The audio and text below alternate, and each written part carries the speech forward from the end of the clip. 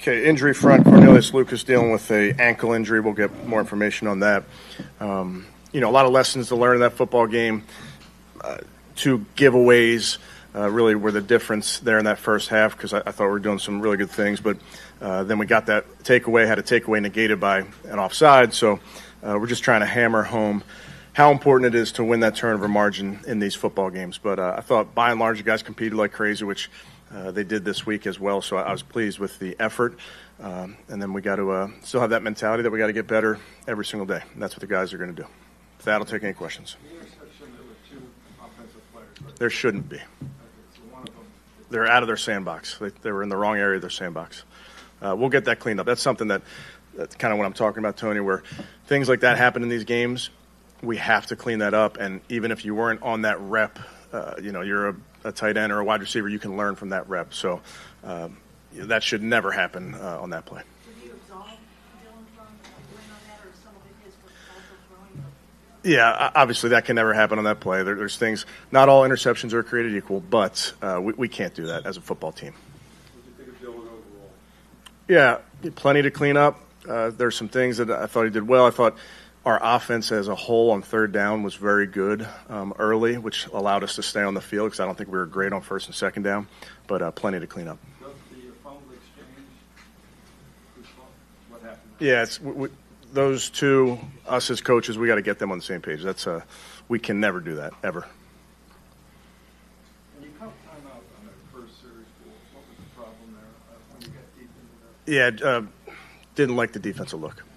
Wasn't an operation problem? No.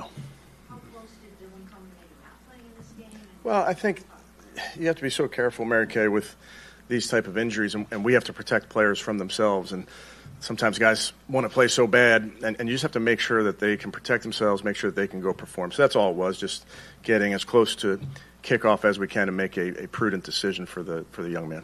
Kevin, as you head into final week of preseason, what is the timeline on getting a starting quarterback and plan on handling the final preseason game as a professional wrestler? So we will treat the final preseason game, in a dress rehearsal type way, in the sense that we're going to do a regular season schedule this week, Daniel. So we will game plan. Now, we won't run every play that we put in this week, but I want the guys to get used to getting a game plan, new plays, kind of evolving the offense, the defense, the special teams, so to speak. And then in terms of who plays and that type of thing, we'll talk about that later.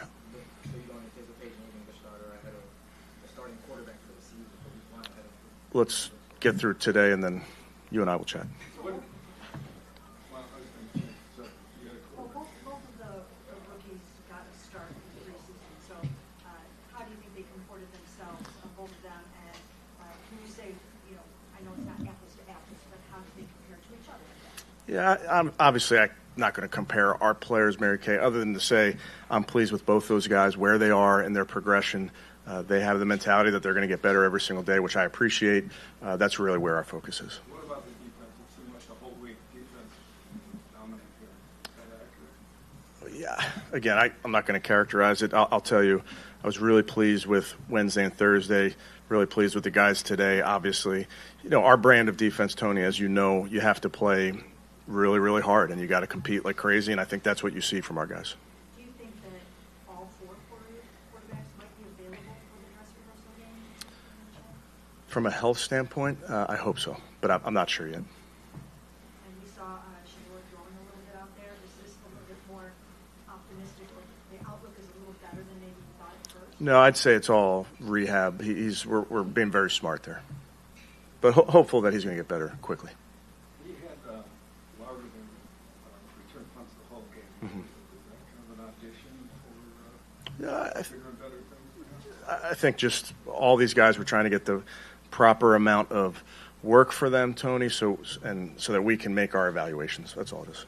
Can you talk about, aside from his turnovers, how do you feel like Dillon handled himself just in terms of poise, overcoming adversity, being accurate, mobility? Yeah, I thought operation was good. That's when you go into these games. I know it's kind of boring, but that's what you're looking for from the quarterbacks, to orchestrate, get guys in and out of the huddle, make the right calls, send the motions, all those type of things. So I thought he did a good job with that. He's got plenty that he's going to clean up. In terms of, I don't know if you can answer this or not, but Isaiah Bond is on his way to your football team. I think probably think Yeah, I really don't have any update there, Mary Kay. Do you expect Winshaw this week? Also don't have an update there. Good. One last thing. Why did you play DeJuan Jones? Yeah, it kind of goes back to every single player, Tony, you're making a decision on what we think they need to get ready. Same thing is said. Well, Correct. Yeah. Thank you. Okay, thanks, guys. Bill will be in short.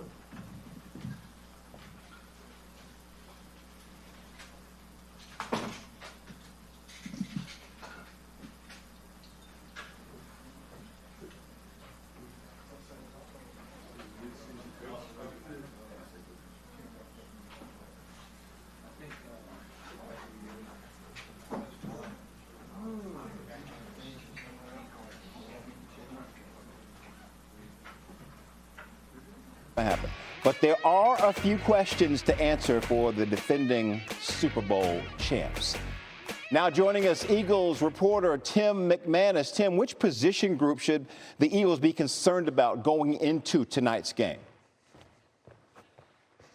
Hey, good morning, Jay. Two positions, cornerback and safety. So some big changes in the secondary for the Eagles this offseason. Darius Slay now with the Steelers. C.J. Gardner-Johnson traded to the Texans. And the Eagles to this point have yet to settle on their replacements. At cornerback, it's been Keely Ringo and Adoree Jackson splitting snaps all summer long.